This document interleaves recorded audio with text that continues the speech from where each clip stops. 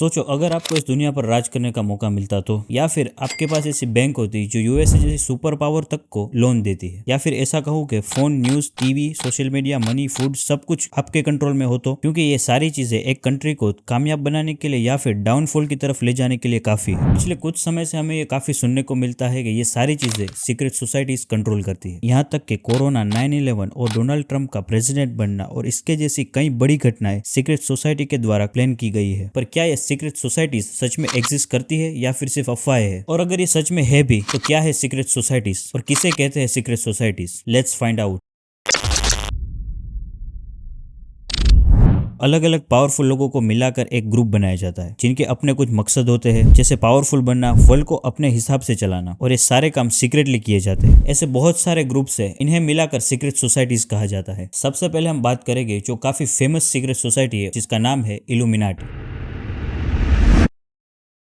Illuminati की शुरुआत 1776 को जर्मनी में हुई थी। कहा जाता है कि इसकी बुनियाद कानून के एक प्रोफेसर एडम वेशप ने 4 लोगों के साथ मिलकर रखी थी। 5 लोगों से शुरू हुआ यह ग्रुप धीरे धीरे 70-80 तक जर्मनी के 6 अलग अलग शहरों तक जा पहुंचा था, और इसको और भी पावरफुल बनाने के लिए एक और सीक्रेट सोसाइटी आगे आती है जिसका नाम है फ्री मेसन, जिसकी मदद से अचानक काफी तेजी से इल्यूमिनाटी फैलने लगा और इसके मेंबर्स हजारों तक जा पहुंचे। इल्यूमिनाटी को सिर्फ दौलतमंद और पावरफुल लोग ही ज्वाइन कर सकते थे, और साथ ही साथ जो फेमस हो वो भी। इल्यूमिनाटी का मकसद बताया जाता है कि दुनिया के सारे रिलीजियंस को खत्म करके खुद अपने कानून बनाएगी और खुद रूल करेगी। 1784 में इल्यूमिनाटी पर बैन लगाया जाता है, लेकिन बैन लगने के बाद तो ये और भी तेजी से काम करने लगी और सीक्रेटली अपने प्लान पर काम करते रहे, जिसकी कुछ निशानियां हमें आज भी देखने को मिलती है, जिससे ये कहा जा सकता है कि इल्यूमिनाटी अभी भी एक्टिव है। और दूसरी सबसे बड़ी सीक्रेट सोसाइटी है फ्री मेसन। फ्री मेसन की शुरुआत 1770 में इंग्लैंड में हुई थी। कुछ ही सालों में ये सोसाइटी काफी तेजी से फैल गई। 1750 में न सिर्फ इंग्लैंड, यहाँ तक कि अमेरिका के आसपास के काफी इलाकों तक जा पहुंची। अगले 200 सालों में ये सोसाइटी की पावर बहुत ज्यादा बढ़ चुकी थी। इसका अंदाजा उसके मेंबर्स से लगाया जा सकता है। 1960 तक इसके मेंबर्स की तादाद 50 लाख तक पहुंच चुकी थी। आज भी ये सोसाइटी एग्जिस्ट करती है और खुफिया जगह पर इनकी मीटिंग्स होती है, और इन मीटिंग्स में क्या फैसले होते हैं और किस टॉपिक पर बातें होती है, ये सारे के सारे राज उनके मेंबर के पास ही रहते हैं। किसी दौर में फ्री मेसन दुनिया के कई इलाकों तक जा पहुंची थी, लेकिन फिलहाल ये यूनाइटेड स्टेट्स में ही एक्टिव है। हैरानी की बात तो यह है कि फ्री मेसन का एक ऑफिस हिंदुस्तान के कराची में भी था, क्योंकि तब पाकिस्तान और इंडिया को डिवाइड नहीं किया गया था। कहा जाता है कि डिवाइड एंड रूल का जो आइडिया था वो भी फ्री मेसन का था, लेकिन ये बात सोचने पर मजबूर करती है कि ब्रिटिश के रूलिंग पीरियड में कराची में इस सोसाइटी का होना कोई इत्तेफाक तो हो नहीं सकता। उसके बाद इसे पाकिस्तान में 1983 में बैन कर दिया गया था। फ्री मेसन्स को रोकने के लिए 2 बड़ी शख्सियत ने काफी कोशिश की थी, एक Abraham Lincoln and Ottoman Empire के आखिरी सुल्तान अब्दुल हमीद सानी ने, लेकिन काफी कोशिशों के बावजूद ये दोनों ही नाकाम रहे थे। तीसरी सीक्रेट सोसाइटी है school and bones.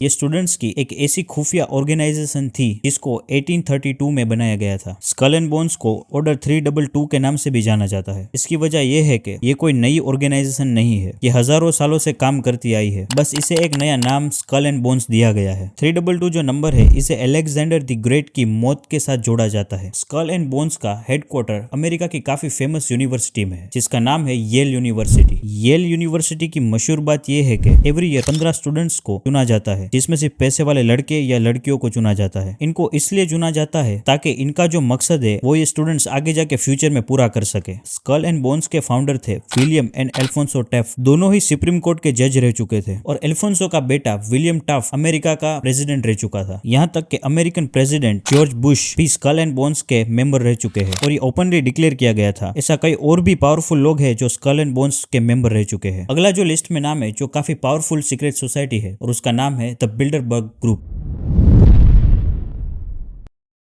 Bilderberg group form हुआ था 1954 में नीदरलैंड्स के एक होटल में, जिसका नाम था द बिल्डरबर्ग, और इसी होटल पर से इसका नाम बना था द बिल्डरबर्ग। यहाँ पर अमेरिकन स्टेट्स और यूरोपियन स्टेट्स के मेंबर्स मिलते हैं और इनकी सीक्रेट मीटिंग्स होती है, और जो कुछ भी मीटिंग में फैसले या डिस्कशन होती है ये बंद दरवाजों के पीछे ही रहती है। पॉलिटिकल हेड्स, मीडिया हाउसेस के ओनर्स, फाइनेंस ऑफिशियल्स इस मीटिंग को ज्वाइन करते हैं। इस मीटिंग में ये अपने न्यू वर्ल्ड ऑर्डर की प्लानिंग करते हैं। इनकी प्लानिंग कोई 1-2 मंथ के लिए नहीं होती, ये प्लानिंग अगले 3-4 साल या फिर 10 सालों तक के लिए भी हो सकती है, जिसमें किस कंट्री से वॉर करवानी, कंट्रीज की इकोनॉमी को कब बदलना, कब बढ़ाना, कब गिराना, सब फैसले इस मीटिंग में लिए जाते हैं। 1954 से लेकर आज तक हर साल ये मीटिंग अलग अलग सीक्रेट जगहों पर होती है, जिसमें दुनिया के बड़े बड़े लीडर्स और बड़े बड़े बिजनेसमैन भी शामिल होते हैं। अगली जो सीक्रेट सोसाइटी है जिसका नाम है Bohemian Club. Bohemian Club San Francisco की काफी मशहूर सीक्रेट सोसाइटी है। पहले बोहेमियन क्लब का मकसद आर्टिस्ट लोगों या फिर आर्ट से जुड़े लोगों को अपने ग्रुप में शामिल करना था, लेकिन शुरुआत के कुछ अरसे में ही इस सोसाइटी में बड़े बड़े लीडर्स, आर्मी के बड़े ऑफिशियल्स एंड काफी बड़ी बड़ी हस्तियां शामिल होने लगी थी, जिससे बोहेमियन क्लब एक सीक्रेट सोसाइटी में बदल गया। इस क्लब की शुरुआत 1872 अमेरिका के कैलिफोर्निया शहर के सैन फ्रांसिस्को में हुई थी। काफी सारी बड़ी सेलिब्रिटीज, लीडर्स, बिजनेसमैन, नामचीन लोग इसमें शामिल होने लगे और आज भी ऐसे कई लोग शामिल हो रहे हैं। आज इस ग्रुप के पास कैलिफोर्निया में 3000 एकड़ से ज्यादा इलाका मौजूद है, जहां पर हर साल एक समर कैंप किया जाता है। कहा जाता है कि इस समर कैंप में काफी सारी बैड एक्टिविटीज भी होती है, जैसे कि ब्लैक मैजिक और काफी सारी ऐसी चीजें जो यहाँ पर बताई भी नहीं जा सकती। ये लोग एक 40 फुट की ऊंची उल्लू की मूर्ति के सामने कुछ प्रेयर वगैरह भी करते हैं। इनका मानना यह है कि डेविल उनकी काफी मदद करने वाला है। इन सीक्रेट सोसाइटी का आखिर में मकसद क्या है बनाने का? सबसे पहला मकसद हम देखें तो इकोनॉमी को कंट्रोल करना। लेकिन ये कैसे कंट्रोल करते हैं? अगर हम ध्यान से देखें तो ये सभी लोग काफी पावरफुल होते हैं और यही डिसाइड करते हैं कि किस कंट्री में कितना पैसा जाना चाहिए और वहां की सारी इकोनॉमी पर वो काफी ध्यान रखते हैं। यहाँ तक कि जो इल्यूमिनाटी है उनका कंट्रोल तो टीवी से लेकर ऐप से लेकर सोशल मीडिया तक है। हमारे पिछले वीडियो में आप देख सकते हैं कैसे एक सिम्पसन्स कार्टून इल्यूमिनाटी का कंट्रोल में है और वहां पर वो अपनी आइडियोलॉजीज को जाहिर करते हैं। इन सीक्रेट सोसाइटीज का खास मकसद ये है कि यूथ को कंट्रोल किया जाए, उन्हें टारगेट किया जाए, उनको वीक बनाया जाए ताकि वो अपनी आइडियोलॉजी से पूरे वर्ल्ड पर कंट्रोल कर सके। और ये टेक्नोलॉजी पर भी काफी अपना कंट्रोल रखते हैं। इनके फ्यूचर प्लान्स तो बहुत ही आगे है। ये अगर हम कवर करने जाए तो काफी लंबा वीडियो हो जाएगा, इसलिए हम मिलेंगे अब नेक्स्ट वीडियो में।